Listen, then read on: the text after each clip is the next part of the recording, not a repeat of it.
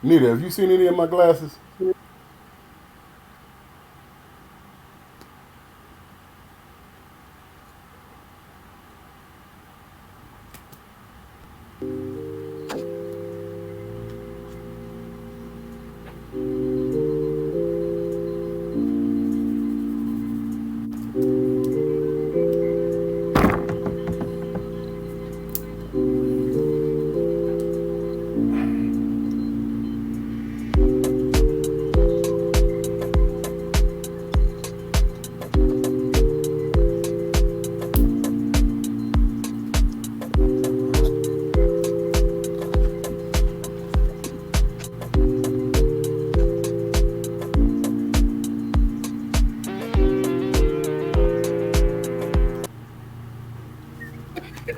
Welcome, welcome, welcome.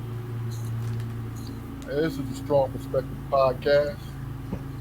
I'm one of your hosts, Keith Armstrong, with my brothers, Jaquari and Damon Armstrong. You know, how y'all doing today, fellas?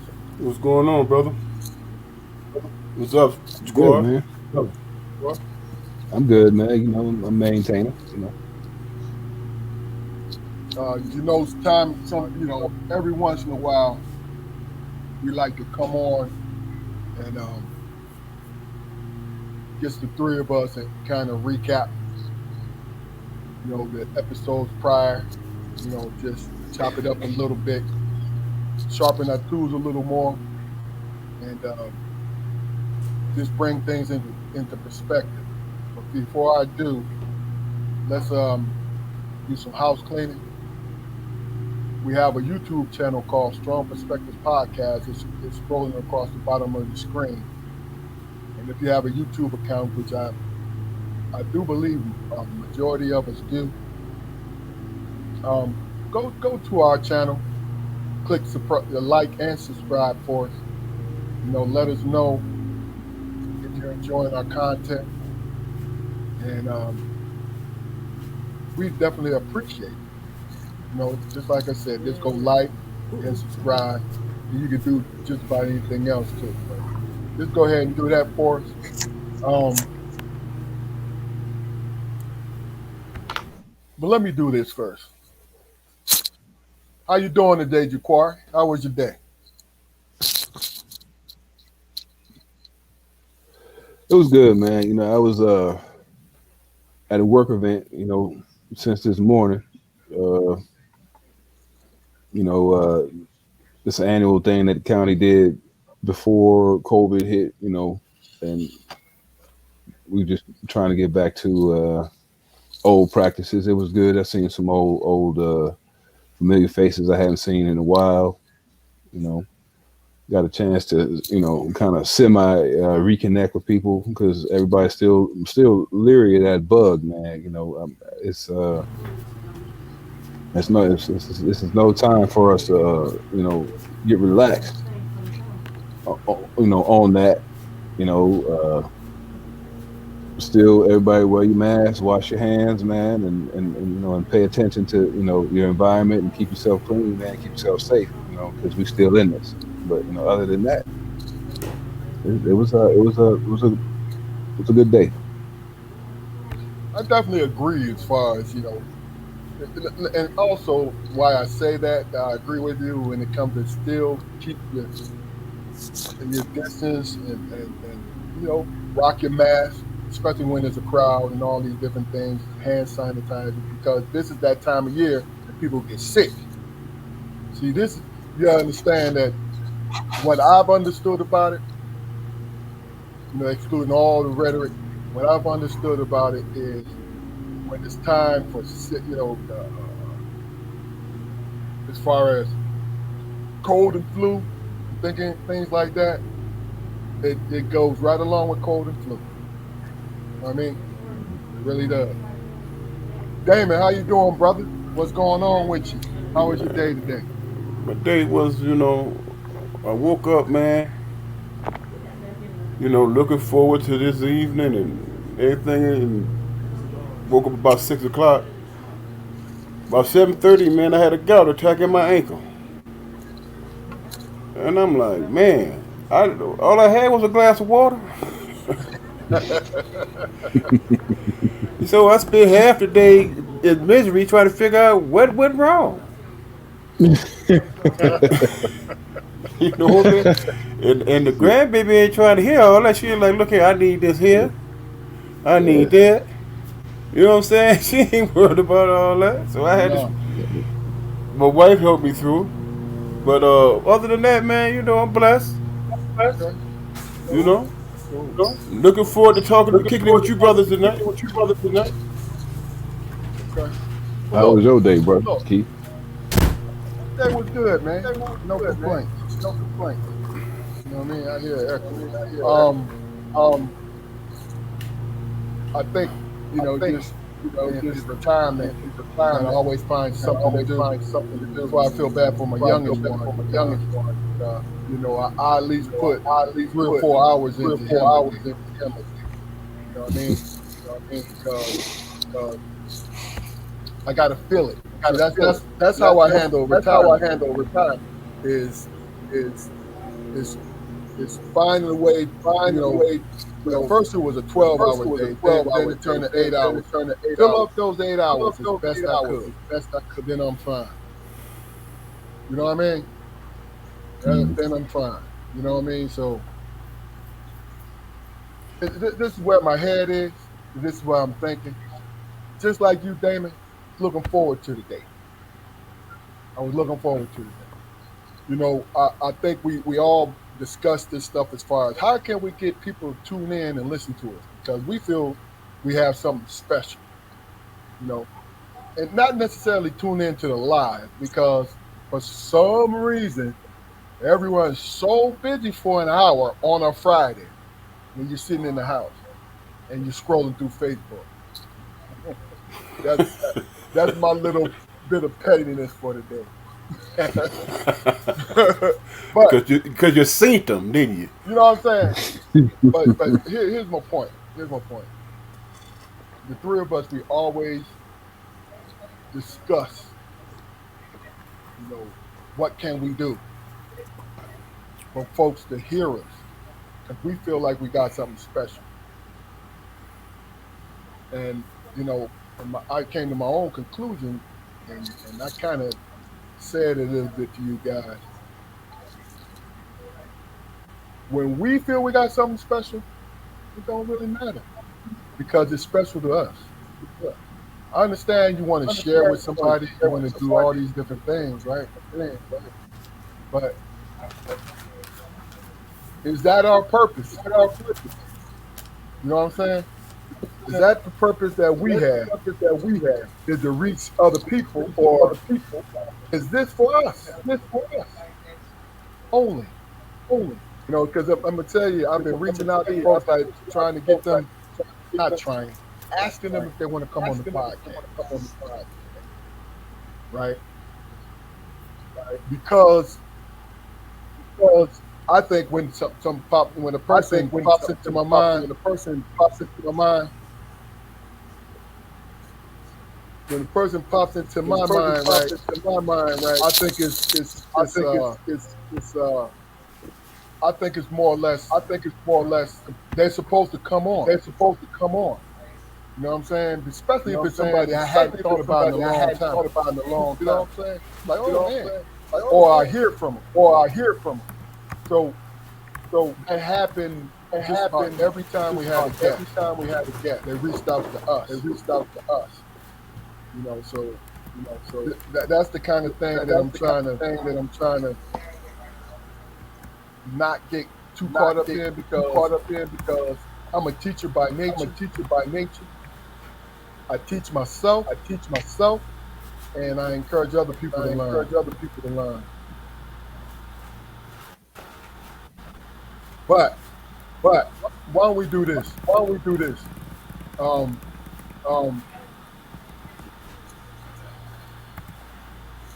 I'm gonna go to each one of you, all three of us, more or less. Let's talk about, and we've done this maybe once or twice, the impact that we feel is going on. with this situation that we're doing right now. We'll start with you, Danny. Here, as far as Here, our as far as our people tuning in people and what we think tuning in about our and what we content and think all about that. our content and all that. Go ahead, man. Here's the thing, man. At first, I was wondering, I was concerned, Wondering, I like, was concerned. I was like, what's going on? You know, what is what's it going going to on? take You for know, people what is to it going tune to take in? for people to tune in? You know, You know. then I realized, Then I realized, you know, you know, did do it when they're they ready. do it when they're ready. You know, I can't even, You know, I can't even, to even try to speculate on the reasons why people don't tune in, man. You just spend a whole day trying to figure that out and never come to the conclusion. You know, in a selfish way, I don't think it's I don't think it takes long to subscribe. You know what I'm saying? And throw a emoji out there, let us know that you're there, that you know. I take that as support. But you know, people gonna do what they gonna do, Oh yeah. and I can only do what I can only hold up my end of things, man. You know, and make sure I'm bringing my best. Yeah, Everything else, I feel you. Jaquari, same question. Well, I may have mentioned it before, man, but I'm not really, I'm not really concerned about quote our people unquote tuning in because, quite honestly, I mean, I've seen a couple of them go live or whatever, and I didn't really pay attention to it. You know, I haven't really. I didn't notice if anybody else that we might know or be Facebook friends with. I don't know if they're into doing something that we're like we're trying to do or anything like that. But you know, just being honest, man, it's been times where I may people may feel like I may have dropped the ball as far as their situations go too. I mean, people who show me like unfathomable love when I see them. You know, at one point in time, I had an expectation that those people were going to be heavy and heavy on our line, but that's not the case. That being said, I mean, and I totally get and agree with what you guys are saying, but it's probably gonna take somebody outside of our circle, to notice us and pay attention to us for our people to catch on. And then when they start to catch on and to like and subscribe and and take time out of their day to pay attention what we have to what we have to say, it might not even be that much of a factor to us. I mean, and that's just me being honest, man. Just just having experience with navigating the world. I mean, I would love to have had our core circle be our first, you know, and most prolific fan base. But that's not the case. Since it's not the case, you know, we just got to keep pushing on. We just got to keep pushing on. right? I mean, we all keep you always say, we got 25 to 30 shows. When we get to 125 to 130 shows, are people going to be there then? I don't know. I don't know. As far as our content goes, our content it's it's relatable to every man, And you woman. know, And woman. and woman. Yeah, Oh yeah. to humankind. Yeah, to humankind. You know, and I even go so far as to say black and white. You know, we talk about a lot of racial issues or whatever, but you know, if people in our lives, you know, the people outside, you know, in different races outside of our lives want to come on our platform and discuss that, you know, I doubt if there's going to be any balance. You know, you can come and you know, as long as you're respectful and put your opinion out there, you know. But it's a funny space for us, man. It's a real funny space for us. Wow. You know what? My answer to that question is this, and I want to really stress this. This is a discussion on our part. We don't give a flying fig. I don't feel like cussing today. That might change. But we don't give a flying fig whether or not you decide that you're not going to, you know what I mean? That's not the point what we're trying to make. The point we're trying to make is we're trying to discover what path that the three of us are on. What are we trying to get out of it? What are we trying to get? See, it's easy for us to talk about sports. You know what I'm saying? Because the three of us have always been athletes our whole lives and been doing the things that we've been doing. It's always been the case. So that's easy to do. But I don't believe in easiness. And I'm not trying to be controversial. This is promoting conversations between adults. So every guest that you've ever seen come on here, they have expressed to us when we were done, as we were, you know, sewing everything up. They expressed to us that they were happy to come on. Why were they happy to come on? Because we had a conversation, which there's not a lot of conversation anymore. There's not a lot of conversation. So that goes into my next question, guys. And to let you know, this is what do you want to get out of this? I just told you what I want. I want to promote the thing that we've gone away from through social media, through just one-on-one conversation. I want to promote conversation. Damon, what do you want to give? What do you want people to take away from this thing? There isn't anything. I mean, I can't pinpoint anything in No, particular. I want you to give them the real now. If this is, I'm giving them the real, man. Okay. Here it is with me, man. Here it is with me. I understand, and this is that Jacory, he talked about it too. He's like, man, there's some times where he wasn't there. You know what I'm saying? I know people that's probably listening right now can say, yeah, well, you know what? I invited this brother to some things and he didn't show up. We all could be accused of that, man. You know, you asked me you asked me a specific question. What do I want to get out of it? For me, it's all about finding a connection with people. Coming up with a subject matter that resonates with folks, man. Where they can say, you know what? I didn't tune in the whole time, man, but you said A, B, and C. You know, and that kind of resonated with me. That made sense. You know, and that's grassroots. That's on a human level that I can appreciate. You know, as far as, you know, look, I'll be 57 years old, man. You know what I'm saying?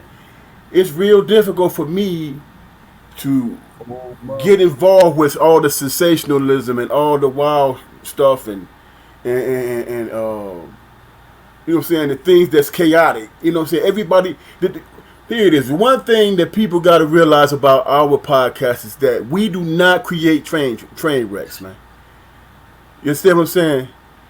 We do not create train wrecks. You could come here and if you're willing to follow the subject matter, have peace in that. take responsibility for what you say.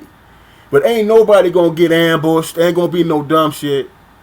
You know what I'm saying? Ain't gonna be no train wreck. Because our lives, man, our everyday lives, all of us, man, our everyday lives is just a lot of that going on, man. And if you can't get a respite from that shit, man, that's a damn shame. And I think that's what we are, man. I think we are a respite from the dumb shit, where we can all, as old as we are, as wise as we are, can, you know, throw out something that might help somebody else, or talk about something that they might relate to. You know what I'm saying? Because this shit could be it could be a lonely world, man. You know what I'm saying? Find somebody you can connect to. You know what I'm saying? We or three, we might be that. You won't know until you delve into it and say.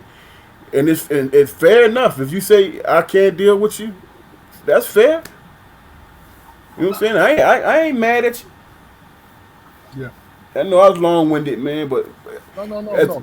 as I started thinking about it, it's like I know what it does for me. Mm-hmm. You understand what I'm saying? I know what it does for me. You know, our meetings the night before, I mean, it's just classic, man.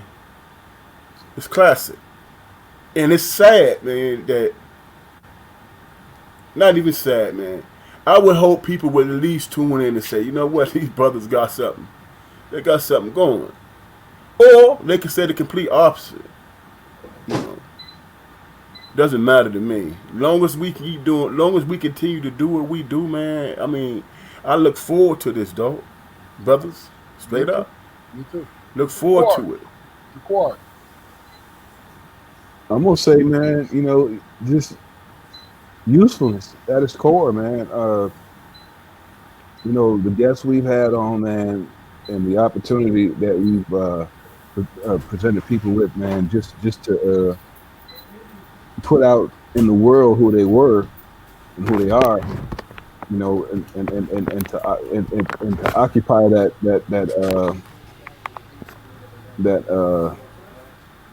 you know, occupy that space, you know, is useful on a small scale, and it works, you know, and I know as the scale as the scales, you know, get bigger and increase, it's only going, you know, it's only going to be a better situation, because it's, you know, it's simplicity of, you know, on its face.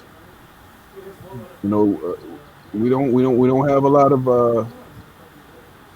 of reaching for things, you know, like my brother Damon was alluding to. You know, this is a real safe space that you can come and tell us about who you are, because that's what we want to know.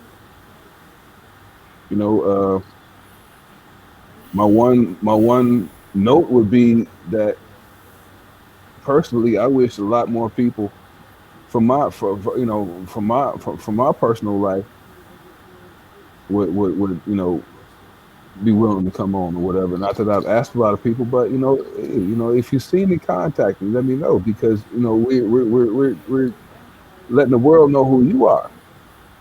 You know, and that's big. That's big. You know, rarely do you get a person's perspective, you know, from the horse's mouth. You know, there's not a lot of situations where, you know,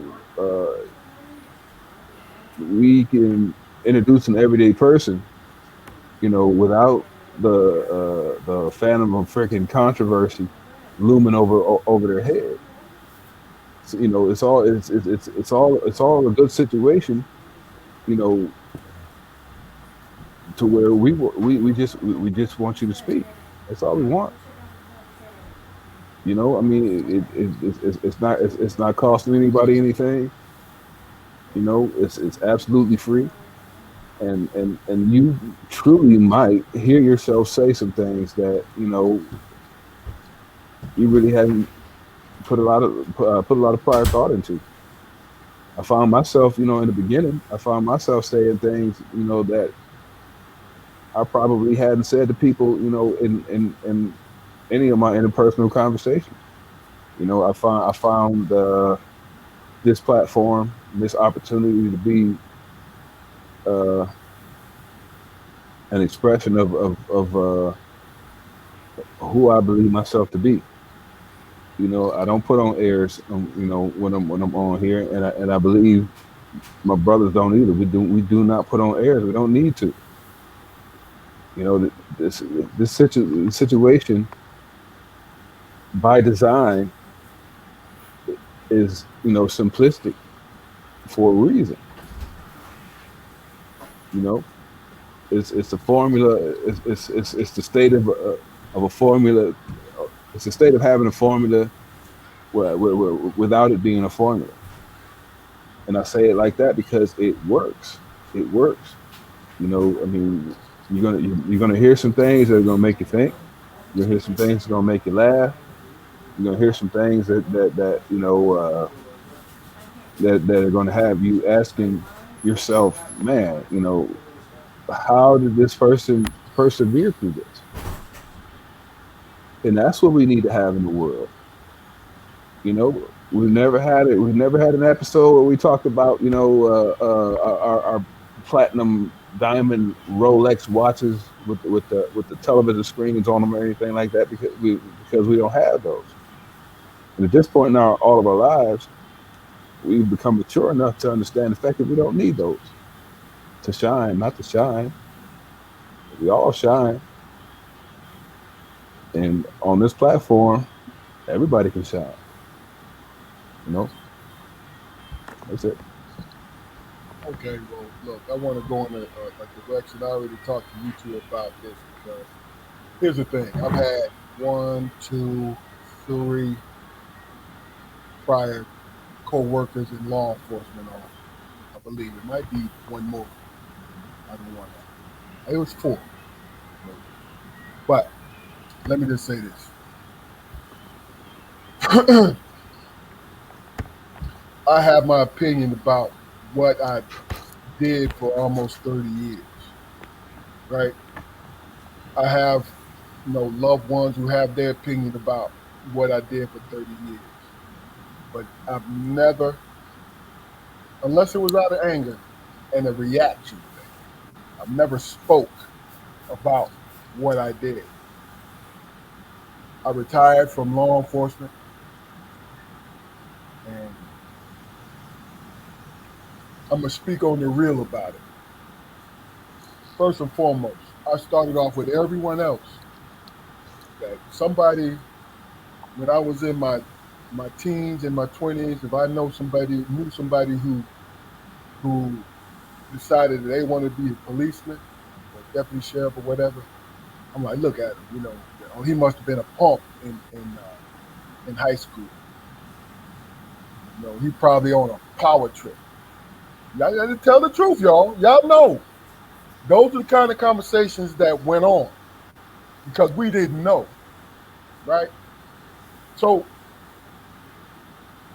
I went through college not even anticipating that was going to be my career, that I was going to retire from this, from law enforcement, man, right? And what's so crazy about it is this. People ask me, especially in the last 3 or 4 years, how you feel. And what I felt like is they're trying to, it was a temperature check on my loyalty to my community. Even if they knew who I was, it's still a temperature check, which I found insulting and funny at the same time. And basically, what I mean is, if you know me as a human being, you knew what I was and how I was doing things prior to me getting in law enforcement. What makes you think that I would change that over unless I personally say that to you, like, yo, this is not the way, so I'm gonna go this way. You feel me? So let me say to you guys, to my former coworkers, the people who just finding out I was in law enforcement, the people who just know me, period. I got into law enforcement to take care of my family. Understanding that it is not minimizing the job, but some of you guys in law enforcement want to be like, dad, that's the problem. No, it's not the fucking problem, man. Because what I was able to do, just as a human being, is understand and separate what my job was and what my life was. See, I feel like, and this is my personal opinion, I feel like, and I went through this shit early on in my 20s. I went through this shit. I felt guilty because some of the guys that I was and young ladies that I was running into, maybe a couple of years prior, I was running into them in the clubs or in the bar, and we was doing the same thing, drinking, having fun, right?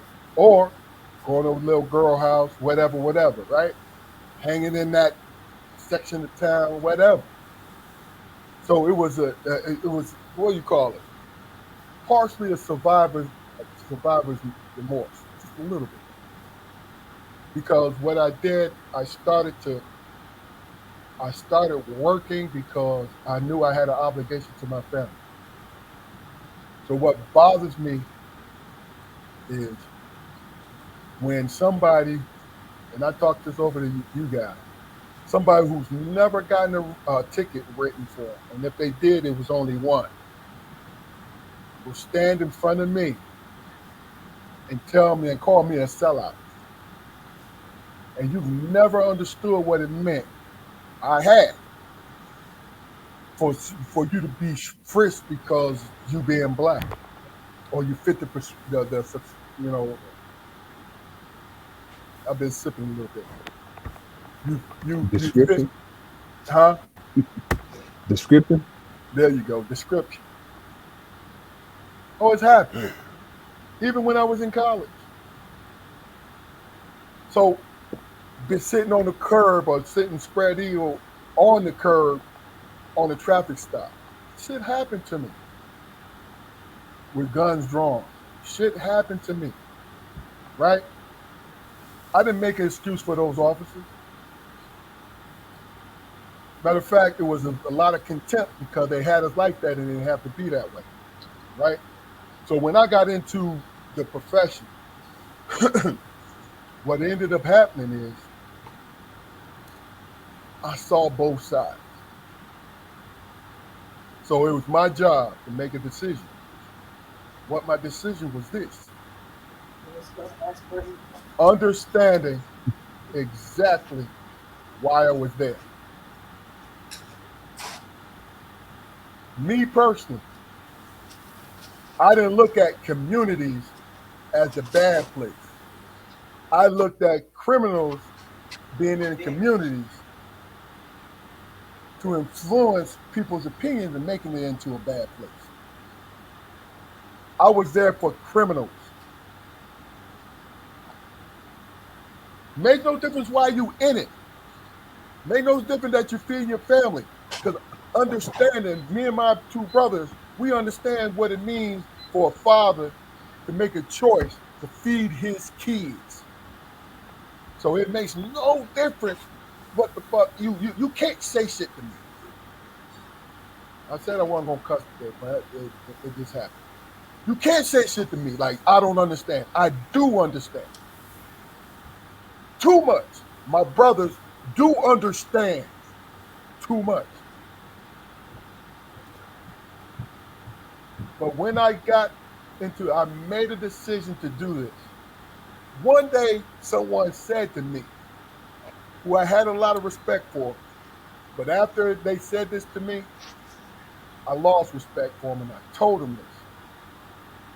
I said, how do you feel knowing that you allow other people, these other officers, to put us under these descriptions?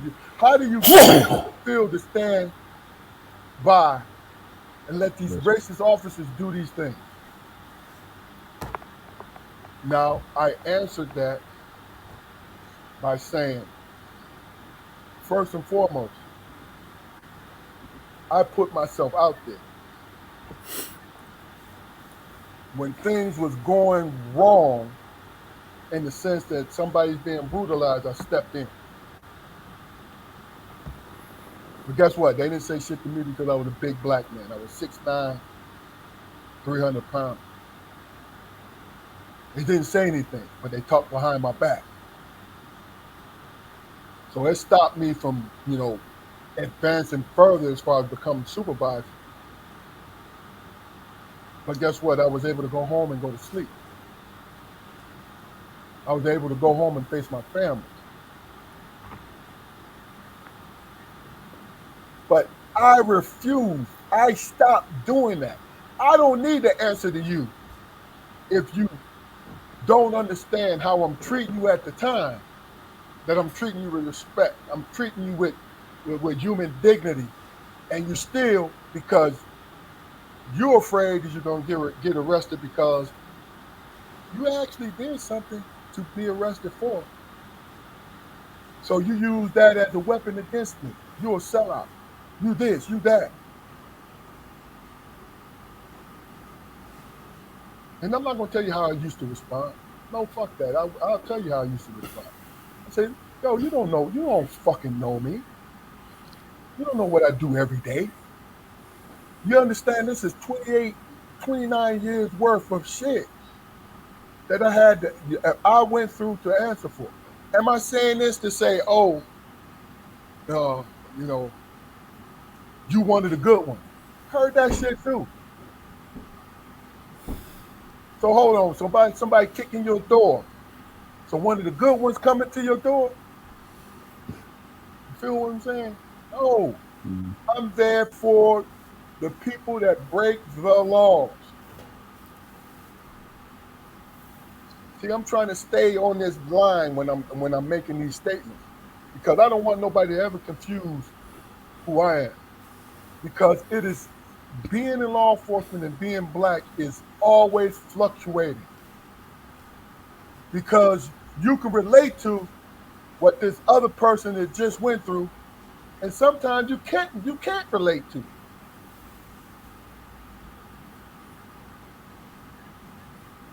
But I used to have back and forth with my fellow deputies, them being black, about, well, strong, why don't they do right? I'm so tired of arresting, just black people. Why ain't it white people? I said, hold on, where do you fucking work? What area do you work? Do you work in a mixed area? Or do you work in the all black area? So you will arrest the majority of black people if you work in a black area, because there are black criminals in that area. That's just simple. But guess what? I worked in both. And my friend, another law enforcement officer, said to me, the majority of my arrests is black people. I said, well, that depends where you work. Well, what do you mean, well, it depends where you work? I said, first of all, would you believe that when it came to my arrest, it's a 50 percentile if I had to arrest somebody? I said, what do you mean by that? It's pretty close. It's going neck and neck, white and black. No, that ain't true. That ain't true. And that's where I became angry, because I said, what you're doing is feeding into what is being fed to you every day.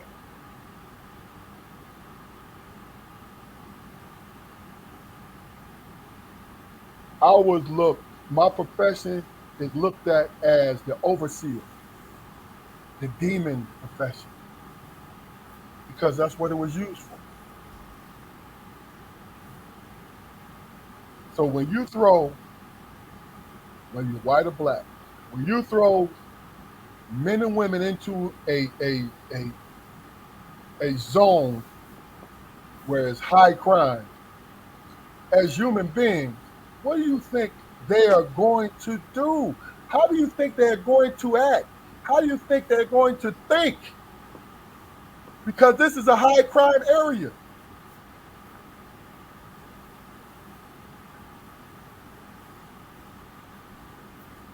see, that's the thing about it is we get lost in the bullshit. First of all, the dumbest thing to do is, even though you might need the bodies to put there, is to put a white kid that's never been around black people as a patrolman in a certain area. That is dumb. You want to know why? Because you're counting on this kid, this guy and this girl, you're counting on them to have a even temperament. But if they've never been around black people consistently, what do you think they're going to think? Hell, let's talk about a black kid that grew up in the suburbs. No crime.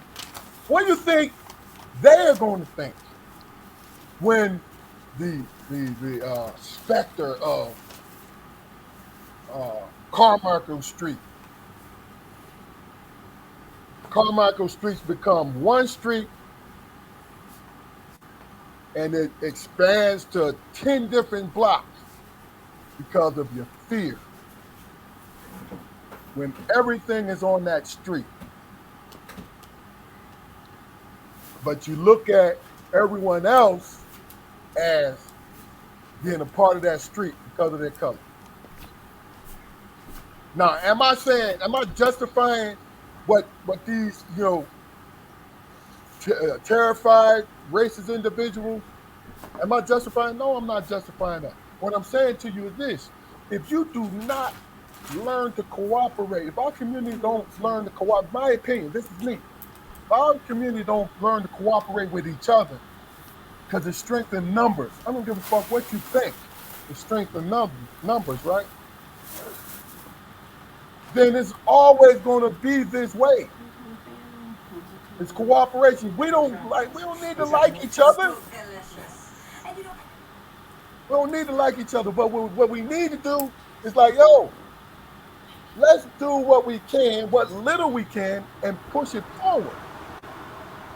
And the last thing I'm going to say is this. I was in the barbershop with my son. We're getting a haircut.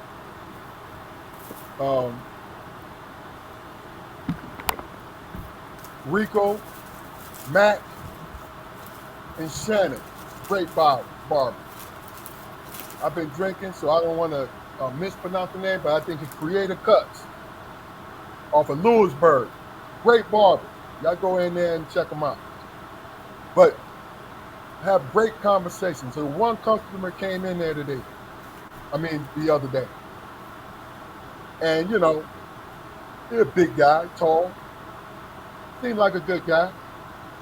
But understanding, you feel the energy about a guy. Barbershop, we sit there, we talk. We just chop it up. Everybody got their own opinions, and it ain't no issue about it unless you go far to the left, right? So this man wanted to say, because I was saying that mutual cooperation, right? He said to me, listen, and I don't fault him for this, and I'm not, condemning him. He said, listen, you cannot ask somebody to take away from their family to take care of somebody else. And I looked at him, and I could have really gotten into, I could have pushed back, right? But I didn't. You know why? Because he didn't quite understand what I meant. And I said to him, hey, man, I agree with you. It's got to be family first. You got to take care of your family. I said, why would I even ask somebody to take away from their family to give to somebody else that they don't know? Right? I said, but there's room to give a little. And if everybody gives a little becomes a lot. And I said to the man, look, did you? I think you misunderstood me. There's a place in there for a man and a woman to take care of their family. But there's also room to help others. You can do both. But guess what? We're made to believe, in my opinion, we're made to believe there's no room for both. But like I said, I told y'all last night I was going to address this, and I really just touched on it. But I wanted everybody to just get an idea of my thinking when it came to law enforcement. Because see, I understood that every day that I put my uniform on and walked out my door, my goal was to come back into my door. Because that's what I owe my family, that's what I owe myself. You know what I tell people, man, who have said similar things to me, man? I ask them one question, man. You know, if we didn't have a police force, then what's the alternative? Because you gotta realize when you talk about our community, man, we're dealing with people who glorify, you know, things like no snitching. Okay, you don't want the police, and you don't want to say anything about people doing wrong, you know, in your presence a lot of the times. So how are we supposed to live our lives?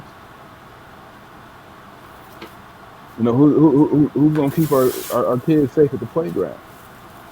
Okay, now as far as politics go, you know, yeah, you know, a lot of times, man, we get people policing our communities, man, who don't belong there in that capacity. Which means that we got to get back to the old school, man. When we had black police officers in our communities, man. When we had black doctors in our communities. You know, I said it once on, you know, on a past show. You know, we need to raise our children, you know, to want to not only prosper, but also to serve. You know, I mean, very rarely, and I work with young people, man. Very rarely do I ever hear them talk about wanting to have a job in any kind of human services. They don't want that. They want jobs that they, you know, they can be pretty much guaranteed to achieve shiny shit with. But shiny things, you know, they lose their luster fast once you see, you know, what the next shiny thing is. And if that's all you live your life for, man, you're gonna be driving in a circle. You know, helping your fellow man has been the premise of you know, all of our black Greek fraternities. You know, they're not just set up just so you know, you can join and get an upper hand in the job interview. That wasn't the purpose. The purpose was, you know, to have people of sound mind and civic and a sense of civic responsibility in positions to where, you know, we could reach back. Nobody really talks about reaching back anymore. You know, and that's one of the things that we suffer from. You know, and that's one of the things that you know that's a category that you could put the police under. You know, I mean, we don't really talk about us enjoying safe neighborhoods. We don't. You know, if like, for instance, if you take a rapper and he might say, "Well, yeah, I love the hood." Well, what do you love the hood? What do you love about the hood? All the bad shit. I love all the bad shit. And the things, you know, the gunshots at night, the freaking you know, the missing children in the community. I'll deal with that as long as I can have, you know, the hood the way that I want it to be. I mean, what kind of childish bullshit is that?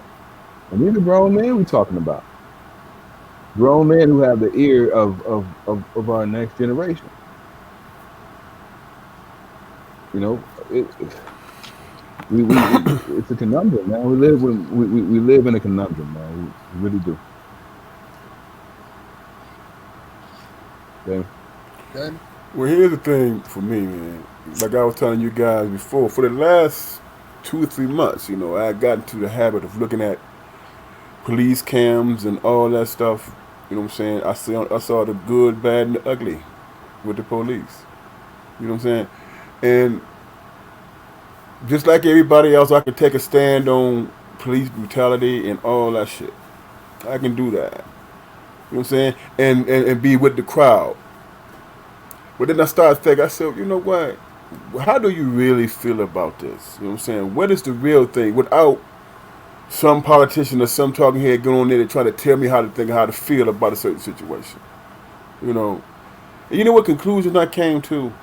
I can't do the damn job, man. I don't have the temperament.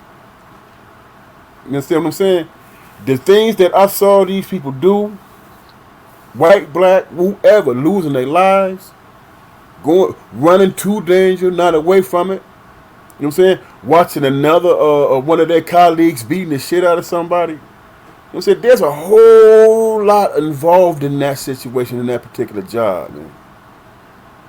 You know, and you move into it with your, I never been in that position before, but I'm sure that a lot of those people, they went into it, to take care of their family, but they also took the job with integrity. You know what I'm saying? They took an oath. You know what I'm saying? And tried to abide by it. Some people get lost. Thus is life, man. Some people cross the line. Thus is life. You say that's what it is. But for the most part, instead of sitting back at a distance and making these harsh judgments, you point out the bullshit and you hold them accountable. Everybody should do that. But while you sitting back and saying after police and all that stuff, you ask yourself if you could do that job. You ask yourself if you have the temperament to be able to do that job. Because I'm quite sure, Keith, every day you left, you had a conversation with your wife about getting back home. You feel what I'm saying? How did you going out there to do a job to take care of your family affect her while you wasn't in her presence? You imagine the stress? Can you imagine the relief when you walk through the door? You understand what I'm saying? That's every day because they are trained. Officers are trained to run towards danger, not away from it. I'm ducking, bro. That don't make me a fucking coward. I'm ducking so I won't get shot, so I can get home safe to my fucking family. Excuse my language. To my family. All police officers run into the danger, trying to contain it, and with the hopes of them getting back home to their family. You know what I'm saying? Think about that for a minute. While you bumping your gums about the police this and the police that. You know what I'm saying? The majority of the police out there is doing a very difficult job, and while you're passing judgment on the whole, when you're making them blanketed statements about the whole force, you ask yourself if you can do that job, if you have the temperament, if you can do that job inside of the guidelines. You know what I'm saying? Can you stand to be humiliated and go home to your family and still hold on to your pride? You know what I'm saying? The list goes on. So you ask yourself that question before you start talking. I certainly do. I respect the profession. I can't stand the assholes who do jacked up shit to innocent people. But I respect those, white, black, and whatever, who run to danger to protect, you know what I'm saying, the people that's there. That they don't even know. You know what I'm saying? That says a lot to risk your life for somebody you don't know, man. How many people you know can do that without having some type of relationship, personal relationship with that person? It's crazy, man. So I respect them. I hate the bad ones, but I respect the good ones. You know what I'm saying? And I appreciate what they do. And I appreciate what you did for 30 years. Bruh. Look, let me just say this. I'm going to simply say this shit, and this is the God's honest truth. The only reason why I brought this up today, not to justify me being and doing what I did, not to because I understand how the both of you feel, because it's personal basis, right? But you know, the thing about it is, I didn't minimize. I did it to take care of my family. No, I took on the responsibility to take care of my family. Just to let you know. And the thing about it is, there was hate for police before I started working. You know what I'm saying? And as I was working, I had contempt for some officers I felt as though was judgmental. But when it comes to our community, everyone feels as though they have the license to be judgmental towards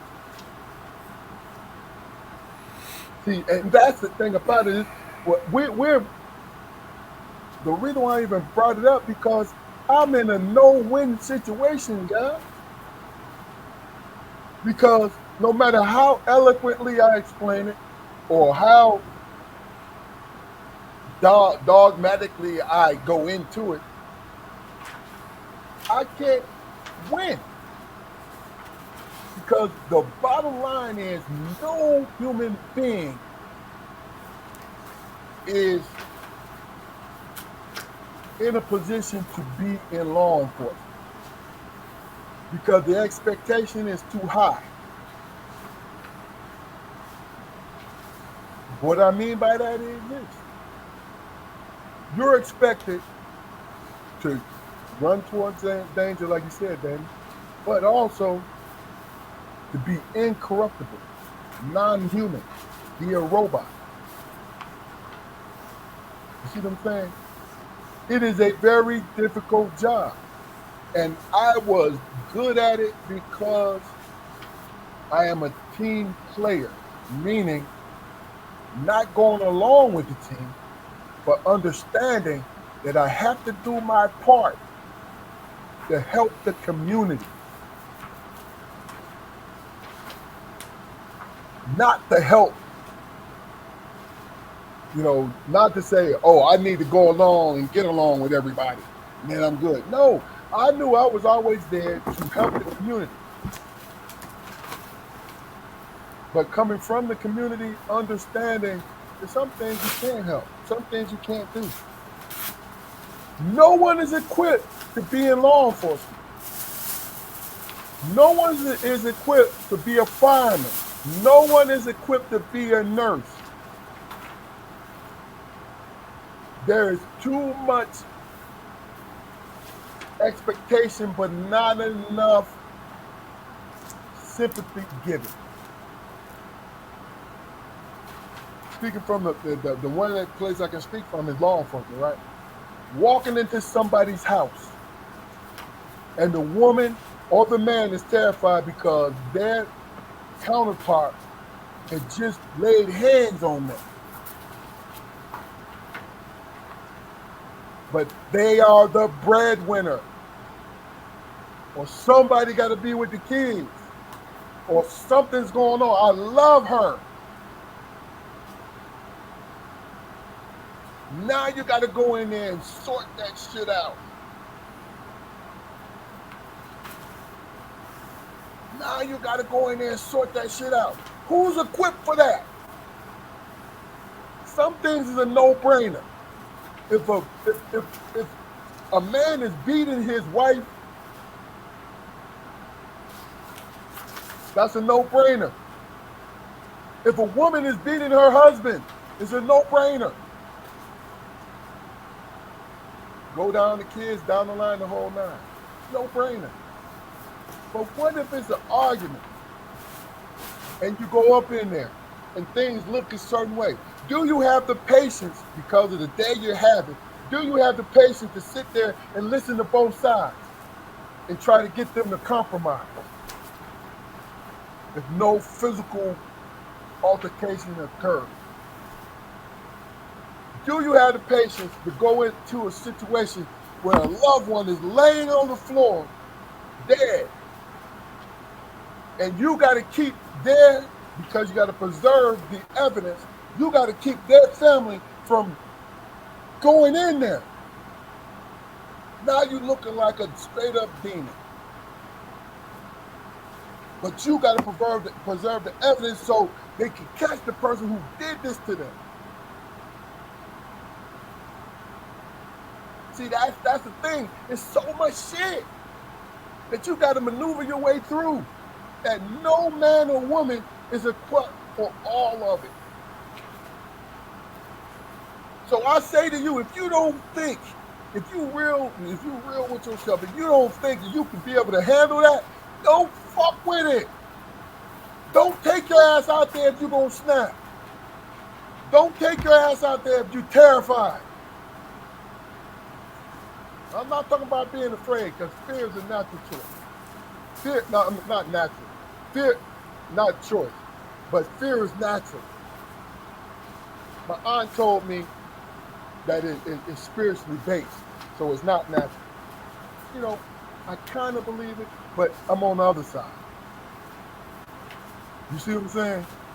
I'm on the other side with it, where it's going to come no matter how it comes to you.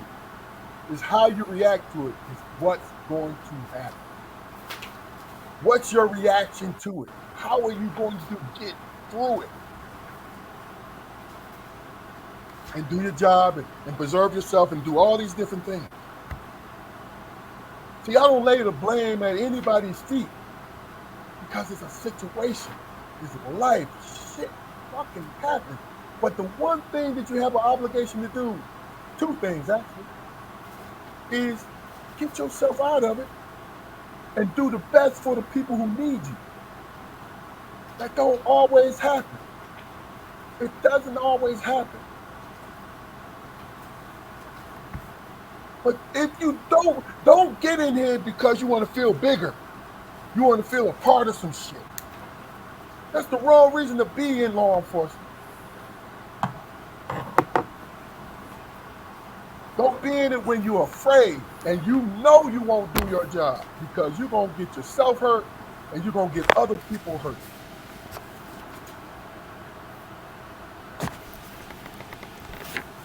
It is the most difficult thing to do.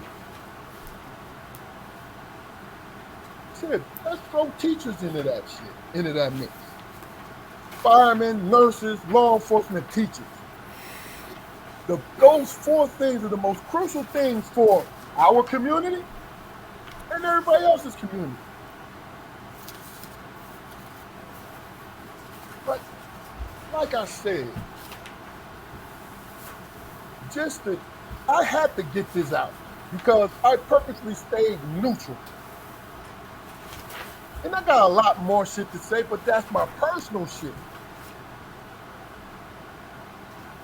See, I'm giving you something that you can actually understand from my perspective and where I'm coming from. That's it. You know what my main concern is, honestly? Is in our community, male and female interaction and exchange. Because what I'm seeing more, let's change this up a little bit. Guys, just give me a little bit on what y'all think about this. What I'm seeing more and more, especially in social media, especially in personal settings, that we are bumping heads. It's like we hate each other in our rhetoric. I'm going to give you guys a chance to speak on it, and I'm going to speak on it after you. Damon? The older I get, man, the more I come to realize that, yeah, you know, there is a connection that you have, you know, with people in your life, and a certain responsibility that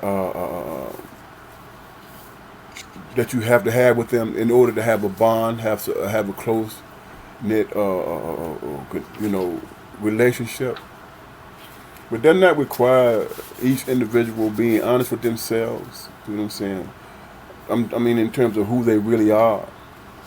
You know what I'm saying? Don't put up a facade, because the facade is what people are going to expect. You know what I'm saying? You can't keep up a facade, man. Your whole life becomes phony after that. You know. I was looking at something the other day, and it brought something to mind. It brought me to something to mind. You know, I was thinking how everybody, look for, uh, and they have an expectation of unconditional love, right?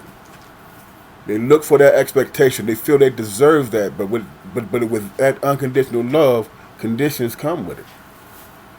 You know what I'm saying? Conditions come with it, and it's like, where the hell do that make sense? You know what I'm saying? If your goal is to have unconditional love, you know what I'm saying? That's what it is. The true meaning of it. So the conclusion I came to is that people, you know, deep down, people are afraid. There are things out here that tell us that we're not who we are. There are things that we see on TV and things we see in our community that reminds us that we're not who we are. And we get insecure about it. And that's where all the conditions and shit come in. And past experiences, you know. That's some evil shit, man. You understand what I'm saying? That's some evil shit because it's stopping you from being that human being that not get used and run over, but say, you know what? No matter what anybody say, I'm good within myself. I'm at peace in my soul. So it don't matter what some clown say. I'm gonna keep it moving, and one day they gonna learn. How many times have cats come up to you and say, hey man, remember that conversation we had? You was right. You know what I'm saying? And then you have to stay true to your unconditional love and respect and not get mad at them because you remember how the dude tried to clown you when you was trying to have a conversation with him. See what I'm saying? It's all about having an awareness, man, of yourself and where you're trying to go, and being honest with yourself, where your weaknesses are, where you're being dishonest with yourself. You know what I'm saying? So you imagine if everybody done that. Like you said, Keith, if you can't do these things, if you can't have this type of mindset going in to be a police officer, don't do it. You have to be honest with yourself. Because it causes a lot of pain and hurt and anguish. You know what I'm saying? And that shit starts to layer. And that becomes your damn life, man. And that's some out of control shit, man. Talking about as on a personal level. You know what I'm saying? When you can't reach for your highest goal, you can't be the best person that you can because you've created so many enemies and so many hurt feelings. You know, you have to fucking excuse my language, but you have to stop. You know what I'm saying? And humble yourself. And see where you went wrong. That way, nobody can come up to you and tell you where you wrong. You say, like, yeah, you're right, I did do that. I was that way. You know what I'm saying? Can you forgive me? I don't know. I was rambling, man, but. Okay. Jaquar.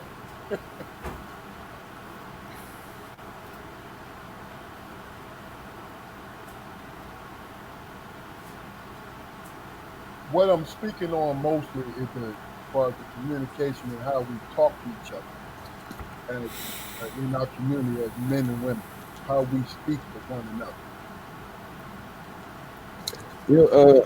I think as far as men and women go, man, it's become increasingly hard for women to not only have but maintain trust with black men.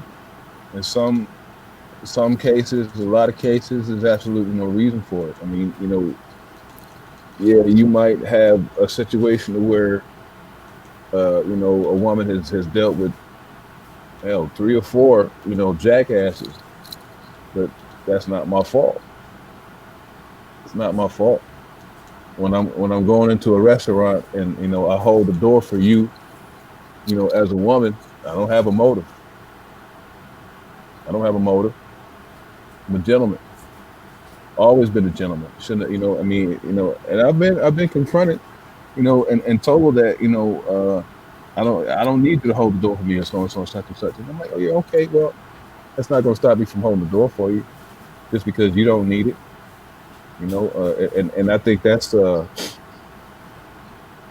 part of your experiences that I think people need to put forth, every time you come with that bullshit, okay? Because I understand that you have your values and your codes and everything, but they in no way negate mine. If I stop holding doors and pulling out chairs and saying please and thank you to women just because of my experience with you, that means my character was tarnished from the beginning.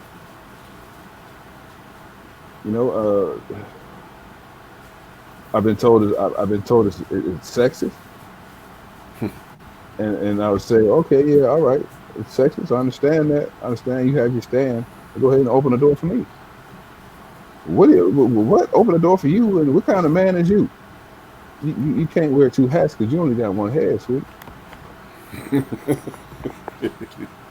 Come on. I mean, like I said, I mean, people's prior experiences, they count. They weigh heavily on future experiences. They do, but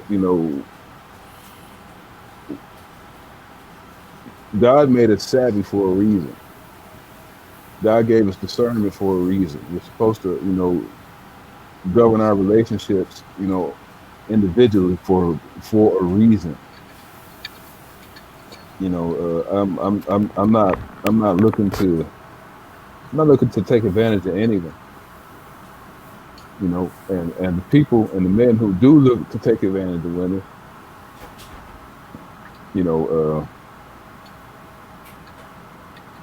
you can see them coming.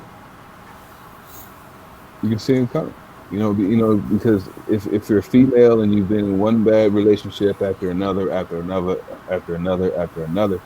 definitely a pattern that you should be savvy enough to recognize when it starts to happen. I'm saying from my point of view, I don't have anything to do with that. So I'd appreciate it if, we could have interactions based on who I am and what I do. In a nutshell, man, it all boils back to my prior point, man. It's becoming harder and harder for black women to trust black men. And the number of black men who are fuck ups is so small, it baffles me that, anytime you see a podcast or a talk show or something like that, it's just so easy to paint us all that, with that broad ass brush. But I don't know, man. It's a rough situation, man. We're the only people that I know who go through shit like this.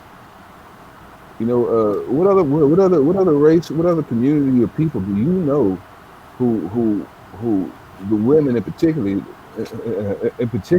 don't have anything good to say about the man? Nobody else has to contend with that. I mean,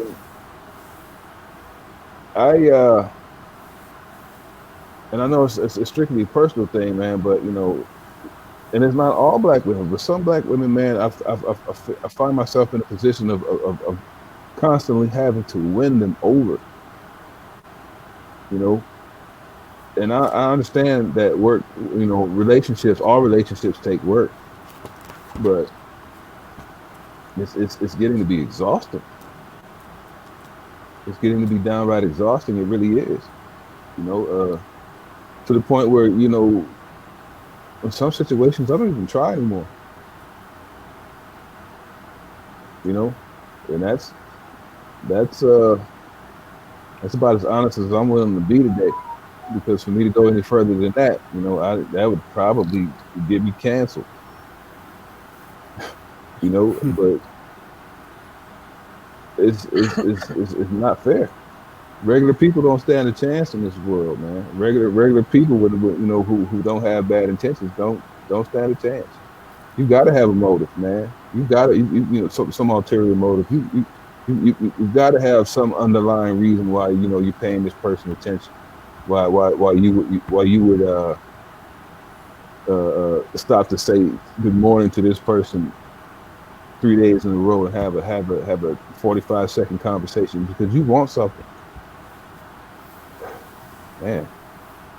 Okay, so are you saying that you don't want me to say good morning to you anymore? Because I'm gonna give you what you want. If that's not the case, then let me know. And if I'm being dramatic, you know, I didn't wake up this morning being dramatic. Hell, I was pushed there. But that's my soapbox, man. All right, well, look, let me do this because one thing y'all both know about me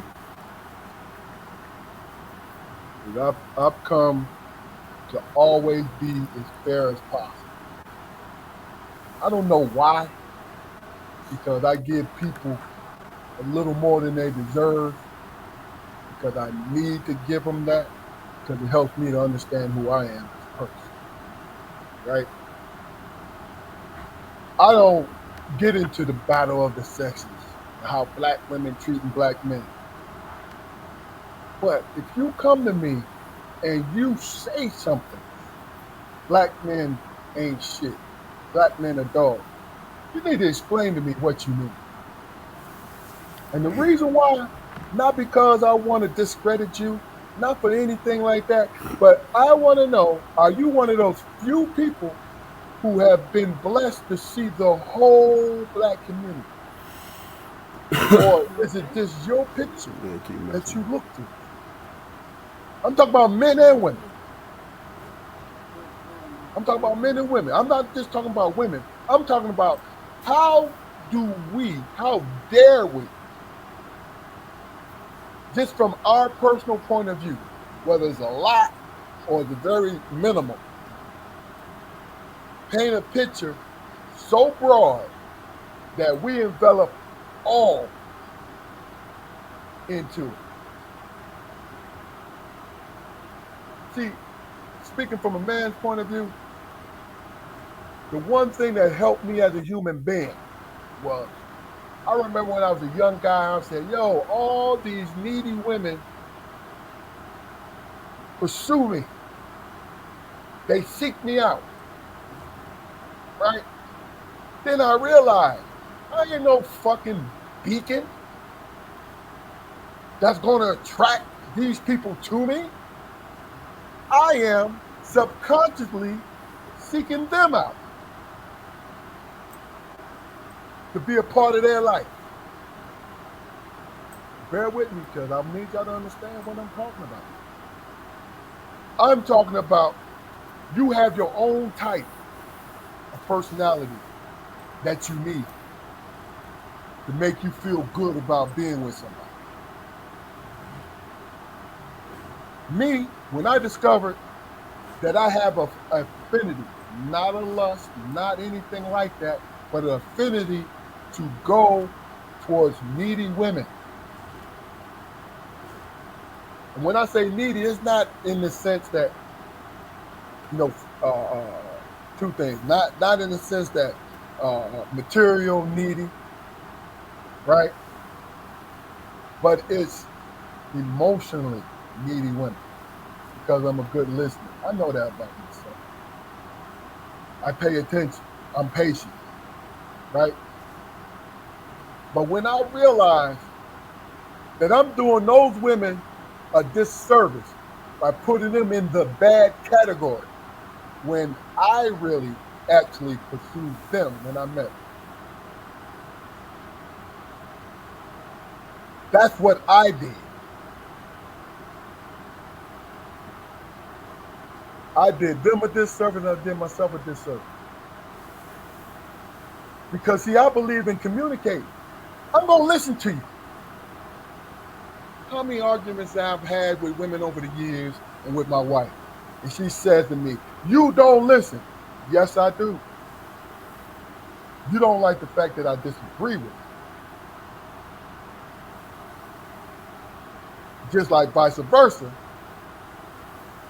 The best thing that ever happened to me was when my wife said to me, I said, "Yo," when we was young in the game, "Yo, I changed this. I don't go out no more.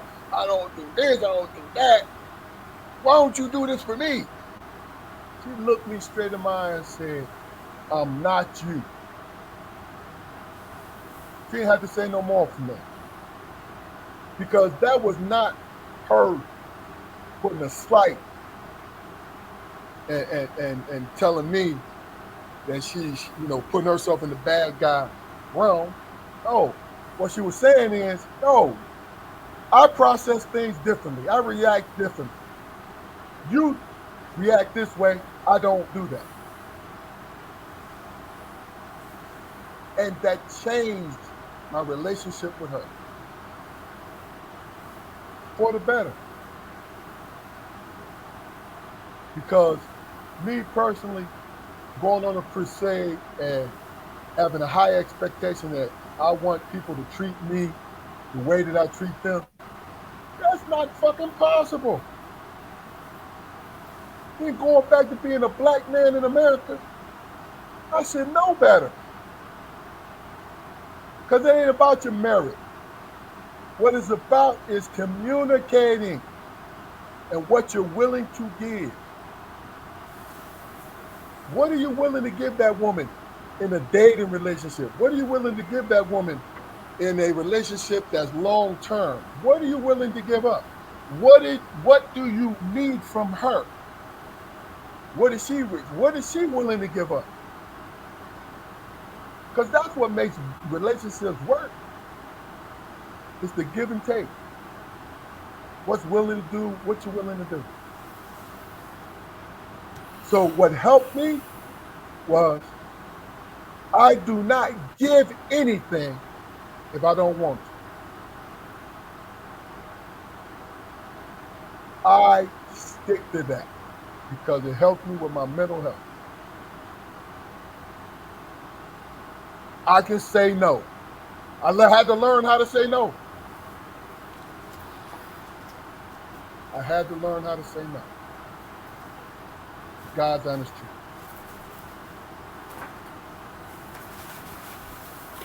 Well, I'm gonna tell y'all, man. I don't have the slightest damn idea, man. You know what I'm saying?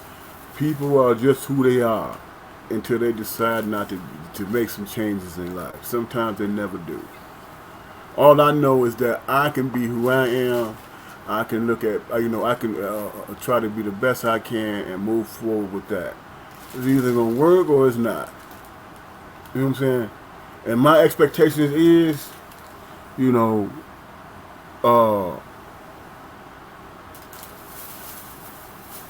my expectation is respect.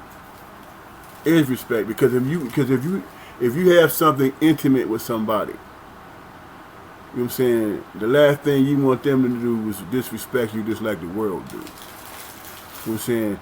You have no safe place. You just out there just dealing with shit and hoping that somebody respects your humanity. All this bullshit, man,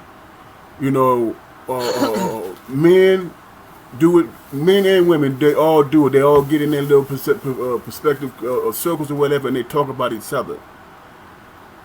You know what I'm saying? They talk about each other. And it's a goddamn shame. It's a goddamn shame for a man or a woman to seek out the strongest fucking human being they can find, get them in their life, and then search for their weaknesses. You understand what I'm saying? And then use those weaknesses to tear them down. You know what I'm saying? That's crazy. Look, let's give that a moment of fucking silence. That was profound as fuck. It's true. All right, go ahead, bro. It's true. And that's That's the thing, man, in our community. You know what I'm saying? Everything, and you know, I was talking to my wife the other day, and I was thinking about the American dream. You know what I'm saying? They pitch the American dream to people who don't even fucking live in this country. You know what I'm saying? Hey, I want to get to America so I can have that American dream, which is a damn lie. 90% of us will never see that dream. Never. Because there are things put in place to prevent it from happening. You know what I'm saying? What they should say is that I'm living my life for a dream. You know what I'm saying? For a dream. A dream could be buying a house for your family. You know what I'm saying? A dream could be buying your dream car or whatever. The list goes on. But when they put out things, when they throw out things, hey man, the American dream is this: being a millionaire. They done went from being a millionaire to being a billionaire. So so the line keeps, you know what I'm saying? It keeps moving further away from you. You know, it was said back in the day, if you move into the middle class, it's that easy to move into the upper class. But there are pitfalls and there are things that are put in place on purpose to keep you from doing that. So, You know what I'm saying? hold on. Before you go any further, 'cause I want you to elaborate on what you just said. Because, see, here's my thing. I never believed in the American dream because the American dream has never really, it's been stated constantly, but it's never really been, nobody's never really said what the fuck it is. Think about it. Everybody listening, the three of us, really and truly, nobody has been specific to what the American dream is. Because, just like you said, it really don't exist. You are going towards something more within yourself more than anything. But go ahead, man. I'm sorry to interrupt, but I needed you to really expand on that. Well, you know, they talk about the nuclear family and stuff like that in terms of middle class. And That's his family. That ain't the American dream. That's just having a good family. Well, getting rich, you know, living in like Elmer Fudd said, I own a mansion and a yacht. You know what I'm saying? I guess that's an example. But my point is, man, you know, that everything is convoluted, man. It's always everything that you feel you deserve and you try to go for is convoluted because there's always traps put in place. You know what I'm saying? What's keeping the black man and the black woman from being that couple? I mean, because that's a dynamic couple. All three of us know that. That's a dynamic couple. You could build off of that. But nobody's talking. I watched that Umar Johnson thing you was telling me about. You know? And my man was like, man, y'all sisters hate black men. You know? And as you listen to the things that they were saying, he had a legitimate argument. You know? Hurt people, man. Right. And that's the point I'm making. That's the point I'm making. It was four of them up there. All the intelligent brothers and sisters, man. You know, successful and all that. And you see that the message that was being put out. It's crazy. It's crazy, and that's what we do to each other, man. You don't seek out no strong motherfucker in order to find a weakness in them. You understand what I'm saying? Don't do that, because if a brother gets to a point, I'm speaking from a black man's point of view. If a black man get to the point where he can conduct himself and move in this motherfucking society and this world, you know what I'm saying? Somewhat without fear. That's a hell of an accomplishment, man. You understand what I'm saying? It's a hell of an accomplishment. When you don't have a family and you out there doing your thing and you hustle whatever, you're able to have, you know, take on the mindset, man. I don't care. I'm trying to get this. I'm trying to make this happen for me. You know what I'm saying? And yeah, I got a target on my back. So what? I'm gonna navigate and move through this shit. But when you when you find that woman that you marry and you start having them kids, that's when the real fear kick in, man. That's the real fear, man, because it ain't just that other side. It ain't just the white society. It's your own, man. It's your own. You thinking, okay, and all of us been through that. Your kid is in the second grade, and you just bought him a pair of Timbs and shit. He come home crying, or she come home crying, talking about, well, these ain't the 1998 Timbs, and this and that. You know what I'm saying? Little nuanced bullshit like that, man, is what destroys us. No, I get that. I get You know, that. it's what destroys us. But see, I love this. Jaquari, do you have anything to contribute to it? Or what Dana just said? I mean, yeah, because I got a couple things, but go ahead, brother. he wants to get you out the way, so he. No, not really. I'm Yeah. just playing, man. Just contributed No, I to don't it. have nothing. Go ahead, man. No. Here's the thing. What we do, we give and take, bro. We give and take to each other. Some of us take a little more than the others. You know what I'm saying? I'm talking about men and women. See, my problem is, and it's not really a problem, it's a frustration, it's sadness. Where, what I said earlier, hurt people, man. When you know that you are not saying the right time, the right thing at the moment to contribute to the conversation, but you say it because you want to throw it out. You want to throw it out there. You want to be heard. There's nothing wrong with being heard. But if you know that what you're about to say is going to blow up the situation, and you know it, and you do it on purpose, you know, that's you being selfish. But we got to be selfish because we can't hold that shit in. You can't hold that shit in. Hold on, man. Let me address the comments because we had some interesting things.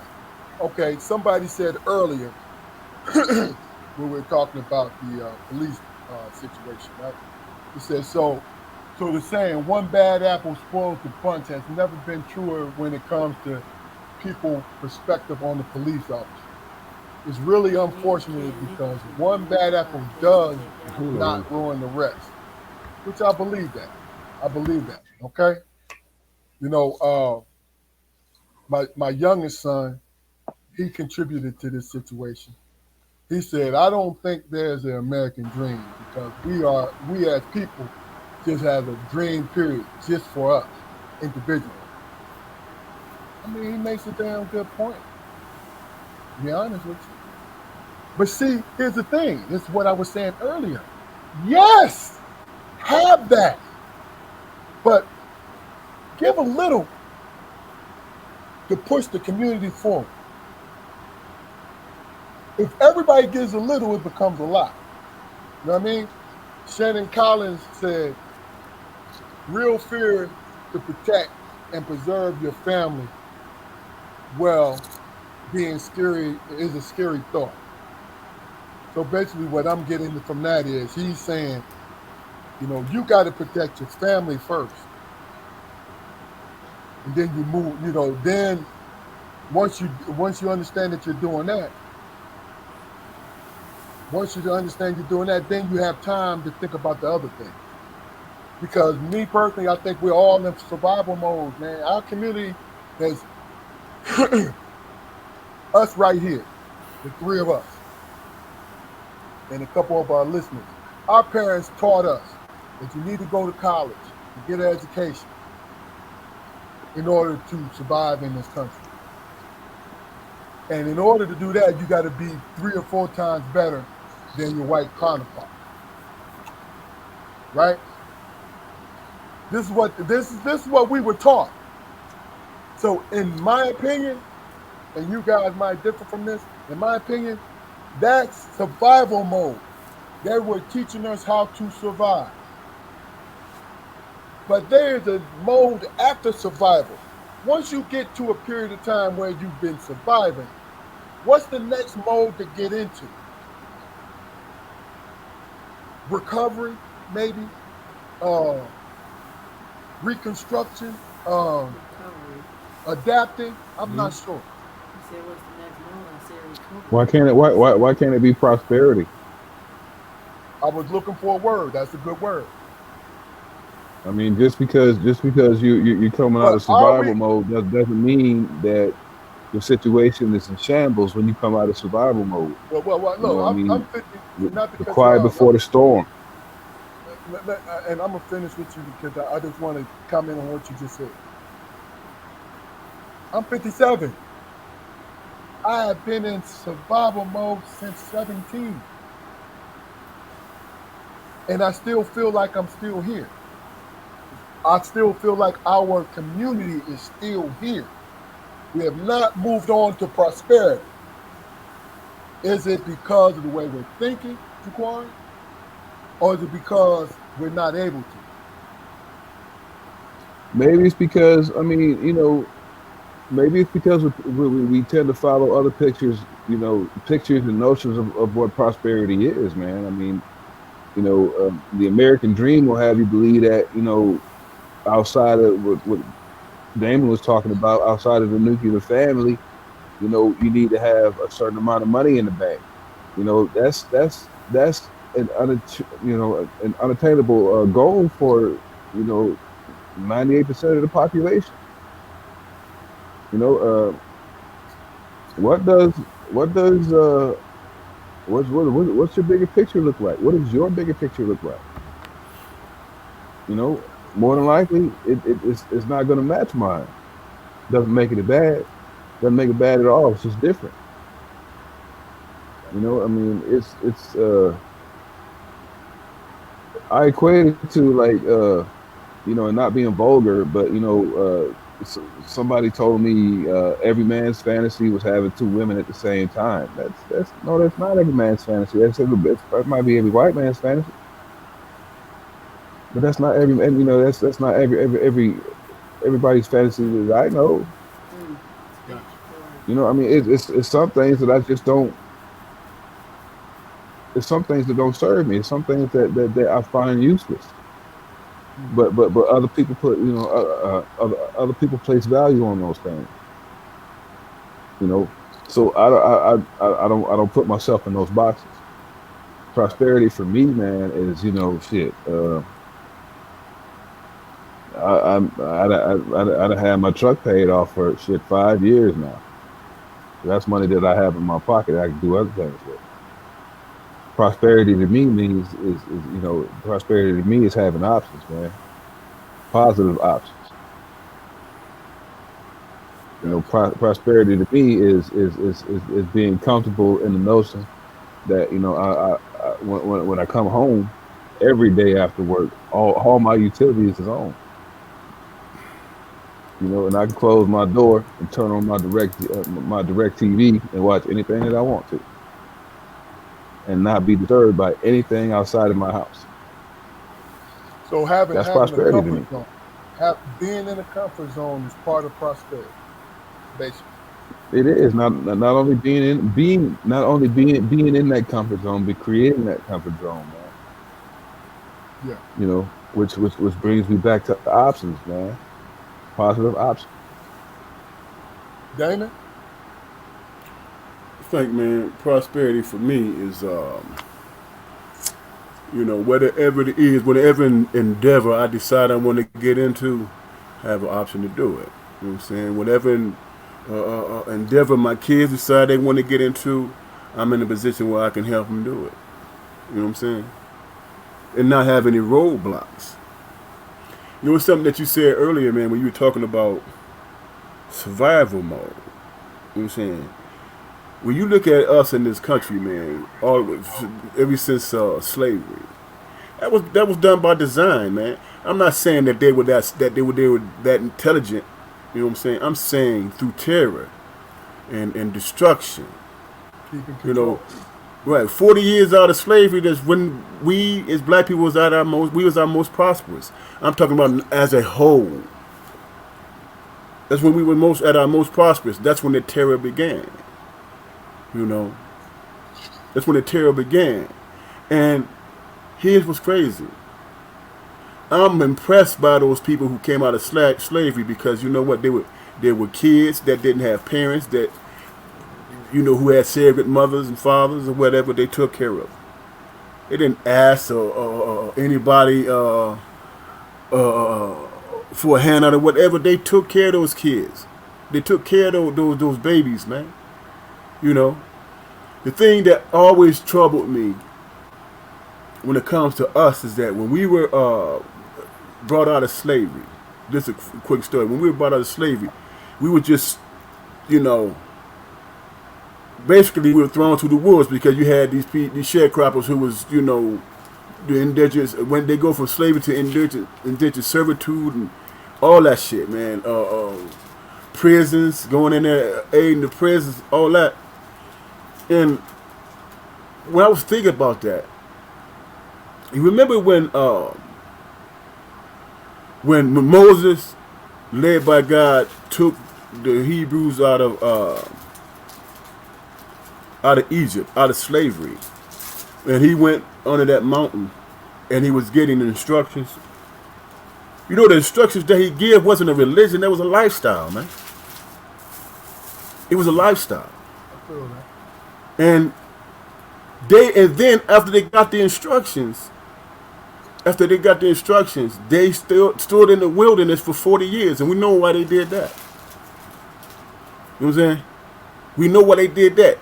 So you can get that slave mentality out, so those generations can die off, and the new generations can go by the new covenant that was given. We didn't have that, man. So As slaves, we didn't have that. So are you saying that we still exhibit the slave mentality? We still do it. When I said before, you find the strongest person you can, define the weakness. Get what you can out of the situation. To, Like you don't care. you know what I'm saying? Hold some type of dominance. Because Okay. because that's what we were when we were enslaved. All right, That's what we okay. were. I'm gonna let you finish your point because I have something to say to that. So you think about Marcus Garvey. You know what I'm saying? You think about not before him, Denmark Plessy and Nat Turner and all these cats and all the hundreds of other revolutions that we don't even know what that they took out of history. You know what I'm saying? So We didn't have a guideline. Is my point. The guideline wasn't there. and I agree with you totally. But here's the thing. As we got older, and information has been, and it's funny. The internet. I look. It is a blessing and curse at the same time, because think about the information we know now. Think about it being in the hands of us. You know what I'm saying? Because see, I don't think the information coming out now completely. Let me put it like this: had the majority of us understood how many revolts it was in the South, right? Because we was always taught that the majority of us were subservient and we accepted slavery. But if you really understand the history of it, we didn't accept slavery. It was so many revolts, but those revolts did not reach the masses like it would today. You understand what I'm saying to you? But I'm not, you know what? I don't really want to get into that because I've always felt like, and what I want to do is, because, we're going on 2 hours and this is a great fucking conversation. So what I want to do is to give us three the opportunity to say our last pieces, then we'll let you get into your segment thing. So I'm gonna go ahead and begin by saying this. The bottom line is this: because I was raised as I was by my parents, by my grandparents, and my aunts and uncles, right? What I see is I was raised to be problem solve, to solve my problem and people problems around me. Because I was the oldest of the Armstrong clan, right? And was put in, had responsibilities for myself and my two brothers. My thinking is the way that it is. I look for solutions. So looking for solutions, I look for truth in what I'm experiencing. So our mother exposed us, our mother and father exposed us to the truth about who we were in this country and who we are as human beings.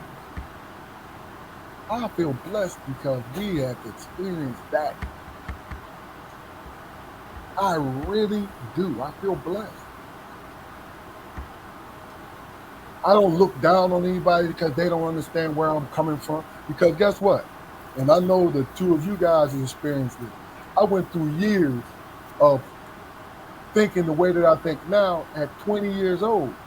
And my friends looked at me like, yo, man, what the fuck is you talking about?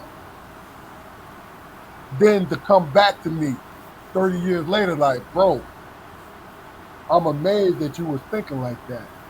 And I understand what you mean now. And basically what it is I planted a seed. Like, yo, man, we have more independence than we give ourselves credit for as human beings. People. Period. We don't give ourselves enough credit, man. So we believe when we get thrown, that the narrative gets thrown out there that the black man and the black woman are at odds at each other. Maybe the motherfuckers we look at on social media are at odds with each other. But in the rest of life, we all living normal lives, the ups and downs of normal lives, and we pushing forward. The ones that are together, and the ones are co-parenting, and the ones who are sitting out here existing, searching for our lives and our purposes. Period. That's what I'm so sick of is we read into like that, like, okay. I can't understand that. That's it, man. I keep going in and out. When somebody said to me, Going in and out. oh, I can't understand. somebody came to me and said, I am the most, as a black woman, we are the most unprotected species on the planet, the black woman. That hurt my feelings. Because I knew many men in my small window who were there for their wives and their girlfriends, creating a way, a pathway for the both of them, right? But the narrative has been created because hurt people, verbally and physically. The narrative has been created that the black man can't be counted upon. But the black man is being counted upon every single fucking day. That's it for me. Go ahead, Jaquan. For me, it all boils down to, an earlier point, man. We need to stop letting other people create our narratives, man. We really do. We need to create narratives, man, that align with, progressive thought. There's no progressive thought in the black community. There's not. I'm sorry. We have several small associations, several different small factions, that individuals have created to combat that mindset, but it's not enough. It's not enough. I mean, Moses, my brother Damon said Moses took the Jews into the wilderness for 40 years, to Hebrew. kill off that slave mentality. How long is that going to take us to do that? Exactly how long is it going to take for for us to take our own destiny in our own hands? You know, we do have the resources to do that. If we were to concentrate, every single penny that black hands earn in our own communities, we would be unstoppable. But if that happened, I mean, we'd probably be bombed off the face of the earth. I mean, It don't so make it happen. It's an attempt to make it happen, man. Fuck it. That's what it is. I'm sorry. I'm sorry. That came out. no, that's fine. That's fine. I'm done. Damon, Well, look, I'm gonna wrap it up like this here, man. Real talk. Just to speak on what you talking about, baby brother. You think about our journey. You know what I'm saying? Some people say that we practice the wrong religion. You know what I'm saying? Some people don't. Other people subscribe to it and say, hey, this is, we being punished because we're not following in that code. You know what I'm saying? But what I say is this, man. It's funny to me how when we became involved in white society, when we what they call, what's the term? Uh, Integrated. anyway, life. yeah, Go ahead. Go ahead. integrated. Thank you, Corey. He said like we became integrated. That's when everything went to shit, man. You know what I'm saying? Real talking. I'm not just saying. I'm just saying from my own personal experience. What I saw is that's what happened. Schools start failing, and neighborhood stores start being sold, and all this shit. A black man couldn't even get a groceries or a liquor license. You know what I'm saying? Anymore. All these systematic things start happening, and then we went from a covenant that we was trying to formulate between us, a covenant, to street code. You feel what I'm saying? Now you tell me who the hell that's when your people they become victims. That's where a pimp get glorified. You understand? Street code. You know what I'm saying? Don't be no snitch. You ain't no snitch when it happened to everybody else. You ain't no snitch. But when it happened to somebody that you love, you want everybody to start singing. And then, if you still don't say anything, that says something about your psyche, man. Think about that. You lose somebody close to you that you love, and you know who did it, but you won't say shit. I'm going to take care of it. I'm going to handle that in the street. That code. You know what I'm saying? Now, that black man, that black son at home ain't got no father because he went on a revenge tour. Ain't got no father to raise him. But that street code is not a covenant. You know what I'm saying? If we lived by and under a covenant, wouldn't nobody be sitting around talking about no snitch this or snitch that? Because it'd be justice, man.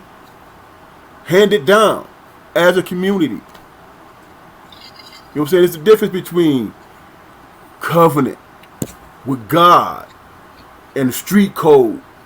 You know what I'm saying? And not being a snitch. Okay. You know what I'm saying? Or don't hate the player, hate the game. It's real easy for us to come up with those type of sayings, man. And be victimized by it every day, but because it sounds so damn clever, we want to say it loud. Oh man, don't hate the player, hate the game. Till you get your pockets picked. Damn man, y'all ain't say you took my money, man. Don't hate the player, don't. You know what I'm saying? I don't want to hear that. Well man, I'm just trying. Oh man, dude, you was laughing at that man because he just got. And you was the second victim. Don't hate the game, brother. But that's what we is, man. We go by these codes, man. Some of them make sense and some of them don't. Yeah. Some of them make sense and some of them don't, man. And in the process of us not trying to figure that out, the process of us not trying to find something that we all can go by, a code, not a code, but a covenant, something that we believe was handed down to us from a higher being. You know what I'm saying? That gives us a lifestyle where we can have our own salvation. Our salvation is not predicated outside of us. You know what I'm saying? And we are the masters of our own destiny because we have this covenant that we are spiritually connected to. Until we get to that point, man, the shit that we're dealing with is going to continue to perpetuate itself. You know, you hear a president call somebody, use code words and basically call you a nigger, but you get your ass dressed and stand behind him where they strategically placed you with an arm of Trump supporter. Well, they say, oh, them ain't real people. Those are bombs and derelicts they just picked up off the street. And it's like, nah. Some of them clowns, you know what I'm saying, subscribe to this dude. You know what I'm saying? We have to look within ourselves, man. Understand our own weaknesses. Try to become stronger. Try to become wiser. Pass that down. You know, be responsible. You know, and then we'll start seeing change. Because we can pool our money as much as we want to. Money corrupts, man. Yeah. Money corrupts. Evil. Well, All I right, say well, look. evil corrupts. Look. All right, well, look, let me just say this. Little side note.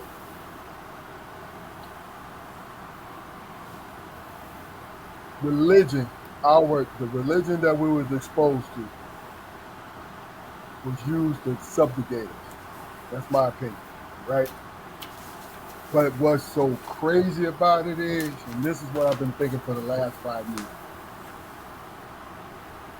when you read the Bible, now religion was brought to us by people in white people, right? But when you read the Bible, if you paid attention to what you're reading, there is no white people in the Bible. Now, am I being controversial when I say that, or am I telling the truth? So when we naturally see a lot of folks get that part of it, then they like, well, we don't need this. We're going to alienate ourselves from this. No, you are still hearing the truth. You're still hearing the truth because it is yours. It is your community's actual truth. It's your community's history, the stories of it. It comes from your community. Right? But let me just say this.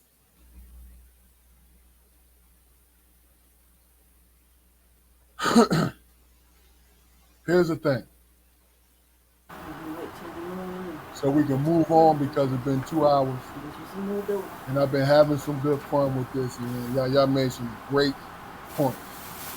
So this housekeeping, please ask the people to go to our channel and subscribe.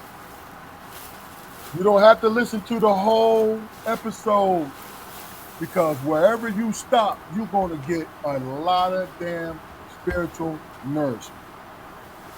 Somebody said to me, hey, maybe you should cut it to an hour because, people's attention span. I said to them, listen, first and foremost, wherever they stop or wherever they begin and stop, they're going to get some great shit. They were meant to start there and stop there because wherever they stop and start from, it was meant for them. It was meant for them to hear. This is organic for us. This is what we're doing. Are we providing anything for you? Really and truly, I'm being selfish. We're providing it for ourselves. But guess what? We are nothing but vessels And once we get filled up, we can nourish anyone and everyone. All right, let me acknowledge everybody, then we're going to get out of here. Shannon, Carson,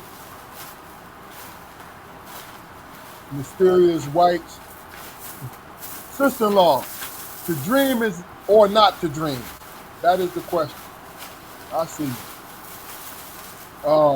The time traveler, your man. You see what's up, right? So you make sure you reach out.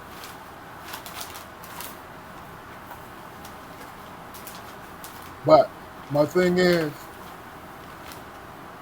Shannon, what I'm going to say, and I'm going to bring it up later, it's a simple fact that we only believe partial information sometimes when it comes to our community. But when I said no white people in the Bible, it's the God's honest truth. Because the Greeks first took our religion, and then the Romans took it from the Greeks. And then King James created his own version. Look it up. Look it up, guys. It's what it is. And when I say that, it's been brought to you. This is my only point. Man. I have a problem when you go to someone and call them heathens and savages, and you're teaching them their own religion.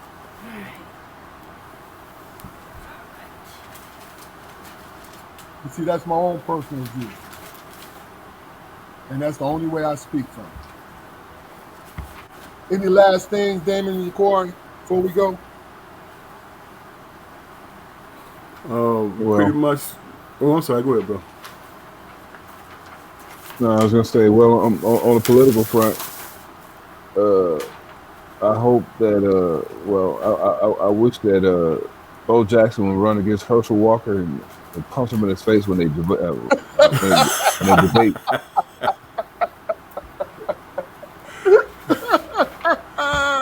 I really want somebody to punch that man in the face, man. I mean, yeah, man.